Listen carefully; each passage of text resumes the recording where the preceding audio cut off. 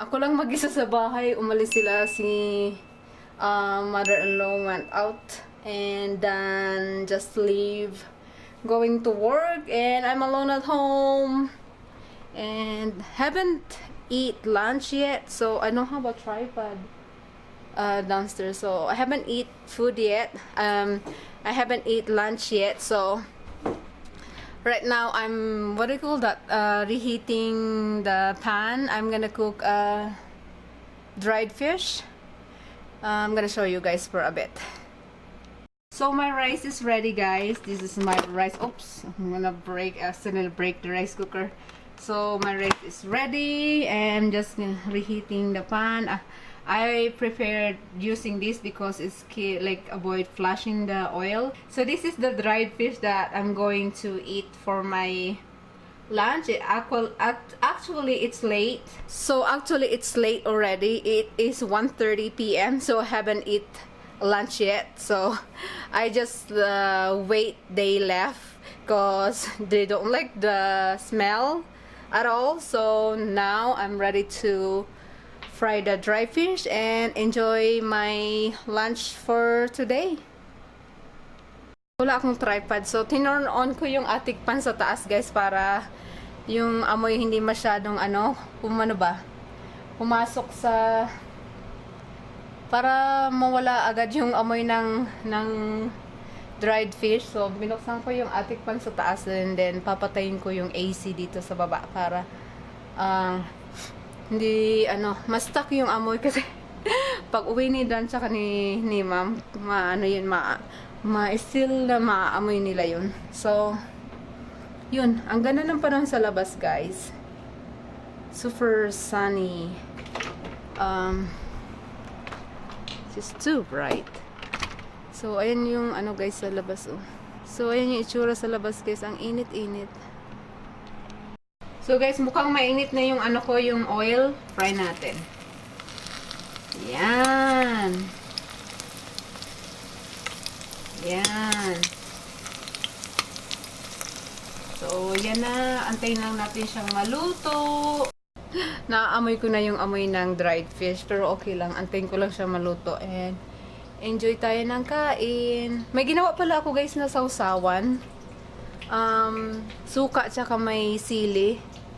So, ayun, isasawsaw ko yung dried fish mamaya habang kumakain tayo. Sarap, yummy! Kain tayo, guys, later. So, ayan, guys, yung suka, hindi nyo masyadong makita yung suka kasi clear siya.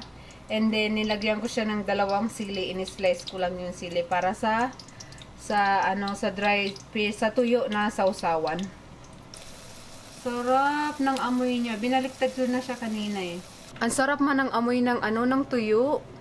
Excited na ako. Gutom na ako kasi kinain ko lang kanina hindi kinain. Uminom lang ako ng coffee kanina. So, talagang gutom na ako. So, naamoy ko na yung dried fish. Ang sarap. Ang sarap-sarap. Excited na ako. Kain tayo, guys, mamaya. Malapit nang maluto, guys. So, kinuha ko sa taas yung tripod kasi mahirap na walang tripod. So, yeah. Malapit na siyang maluto, guys. Ayan na. You can see. So, malapit nang malusyo. Malapit na siyang maluto. Magmukbang tayo, guys. Medyo mahangin sa labas, eh.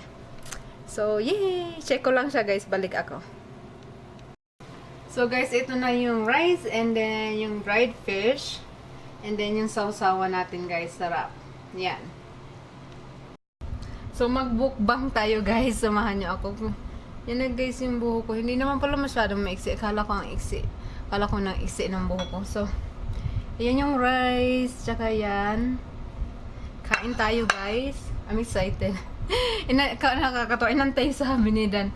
Antayin mo muna kung makaalis bago ka magprito ng dried fish mo. Ganyan. Ayaw nila ng amoy. Tapos ito yung sausawan natin, guys. Yung may suka. And let's eat, guys. Ow. I'm scared. So, kain tayo, guys. Ang sarap naman ito. Mainit pa. Parang na ko ata na sobrang prito ko sa mga crunchy. Sobrang crunchy niya.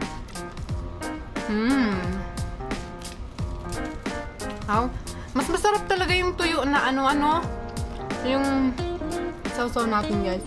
Yung may may kaliskis. Masarap siya. Sarap. In fairness, guys, ang sarap. Ito yung nakakamiss sa Pilipinas. Yung dried fish sa atin.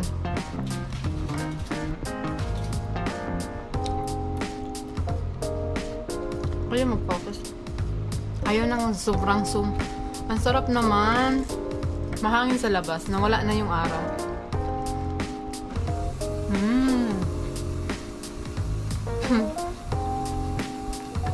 Ang ingay ng electric fan.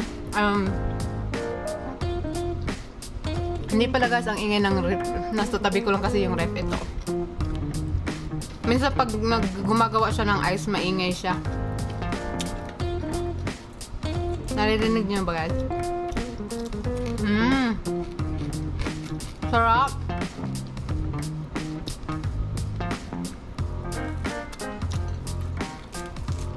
Sorry, guys. Gutom na talaga ako eh. Nantay ko lang umalis yung dalawa eh. Tsaka hindi naman masyadong basta open yung mga bintana, okay lang. Binuksan ko yung ating pan. Ito, guys, ang sarap.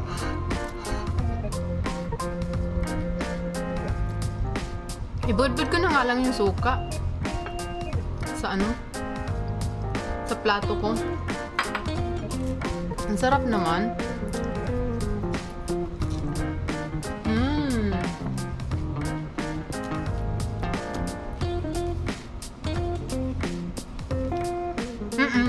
Malulobat na ako, guys. Teka, magpalit ako ng battery. Ang hirap, oy.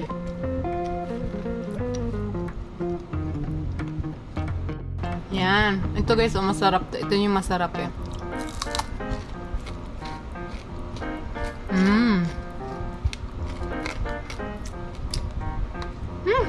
Sarap.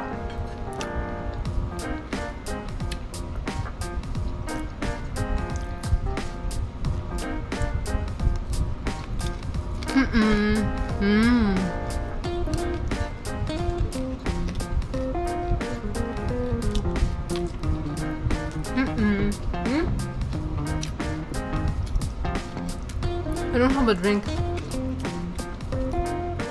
Pangalawa, guys. Naubos ka na yung isa.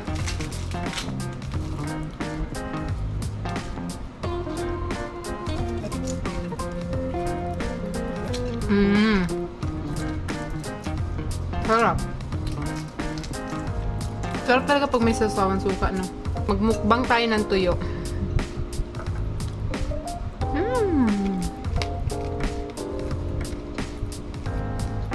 That's good. Dalawa na yung sili nilagay ko. Wala akong naramdaman na maanghang.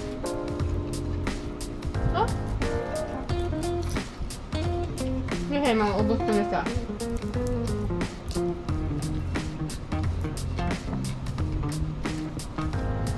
Tapos na.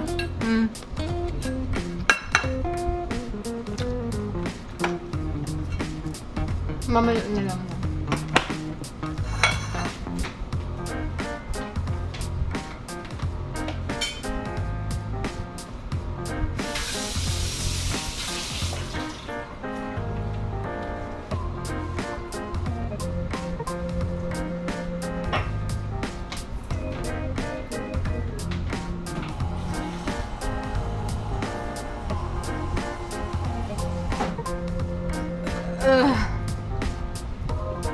So, nabusog ako doon, guys eh.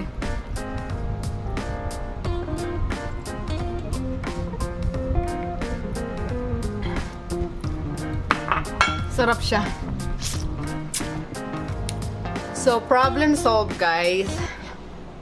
Kati-text lang ni Dan, nasa work na daw siya ng 1:50 ng umaga. Ay, 1:50. 1:50 ng hapon. Labas tayo, guys. Parang tanga lang. So guys, after I eat my lunch, tambay tayo dito sa labas, sa harap ng bahay. So, enjoy natin yung weather. Parang Pilipinas lang yung weather ngayon. Hindi naman, ewan ko siguro dahil sa sanay tayo sa Pilipinas ng ganitong weather. Kaya okay lang sa akin ng ganitong weather. Pero yung mga taga dito guys, ganitong weathers, nako. Grabe na ang reklamo ng mga ng mga tao dito kasi hindi nga sila sanay sa mainit na panahon. Kasi nga dito sa Colorado sobrang lamig. Malamig talaga dito sa Colorado. Ayun. Halatang umiyak ako ngayon kasi kanina pinaiyak ako ni mother-in-law eh. Hindi naman sa yung siya masama siya. Basta may ayaw ko nang pag-usapan about sa family namin. Ayaw kong pag-usapan kasi medyo shock pa kami at saka nakakalungkot nga yung nangyari. Ayun, so wag na natin pag-usapan. Ayaw ko pag-usapan. Baka umiyak ako ng maghapon hanggang bukas. So, but anyways, ayun, tambay lang muna tayo dito sa labas ng harap ng bahay. Masarap magtambay-tambay pagkatapos kumain. Nabusog ako doon sa tuyo. Ang sarap talaga ng tuyo guys, no? So, dito lang ako nakaupo sa plastic chair. Enjoy ko yung kasi mag-isa ako sa bahay. Mag-isa ako ngayon guys. Parang ayaw kong parang nalulungkot ako mag-isa sa loob ng bahay. So, tingnan natin kung hanggang kaya ko magtambay dito. Kung pwede na nga lang hanggang mamayang gabi dito na lang ako. Dito na lang ako umupo eh. Kaya lang baka i-edit ko tong video na to right away kasi wala nang magawa. Mag-isa lang ako sa bahay and then day off ko ngayon. So, ayun.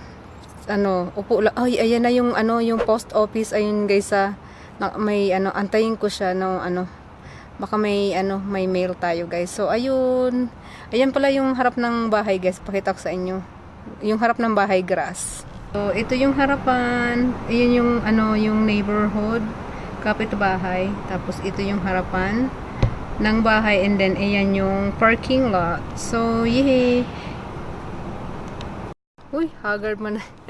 So guys, ayan, sumikat na naman yung araw. So lang ng mailman kanina. So ito may tatlong mail ako. Hindi ko na ipakita yung dalawa.